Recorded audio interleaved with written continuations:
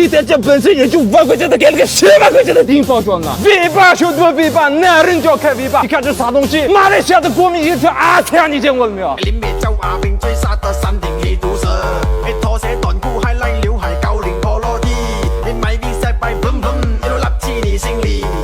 然后来到这个车兄弟，你看这啥东西？这个涂装，这个怎么跟鼓励的呀？然后这个灯改装皮装了，这台车的特色就是灯越来越多。我屁股这种这啥东西？这螺丝帽怎么那么长啊？然后居然是个大破标说呢？哎，这台车只有1.0的排量，3缸机，你改成这样子能跑得快吗？然后来到这个后边兄弟，这个大灯跑马灯兄弟，这个跑马灯这个排气管是跟 V8要有4个，而且是贴切的排气。这个地方还有领航灯兄弟，你3缸你领什么航呢？最主要是啥东西？这个里面有低音炮 KTV。你见过没？然后再看这个后备箱兄弟，这么大的低音炮，你听到了没有？然后这个地方还有一个空气比这说的太吵了，还是快手吧。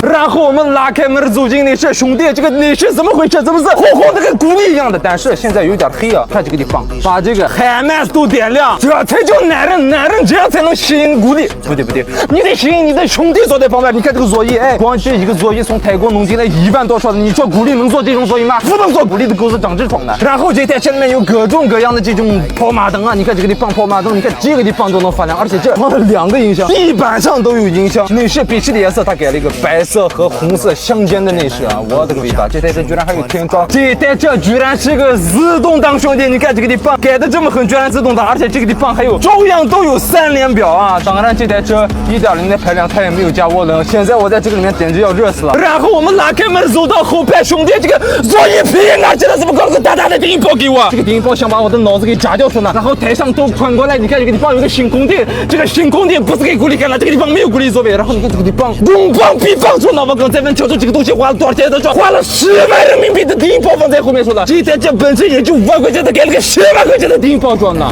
我给大家听一下这个低音炮到底有多炸。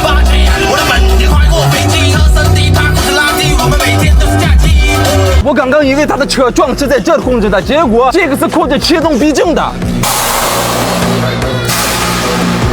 刚才我们看它后面装的是天线排气，我看看到底是真天线还是假天线。说实话，这台车是我目前看到的改的花里胡哨，但是最好看的一台车。这位就是这台车的车主，就是我简单的问一个问题，就是这台车改装花了多少钱？100多吧。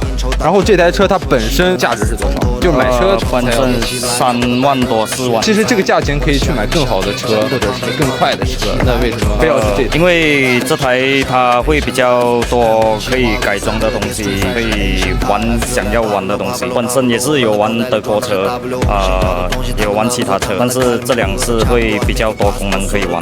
哦，就是改的件儿比较多。我的兄弟们盘踞在每一个角落的低调的高进就做出从话不多。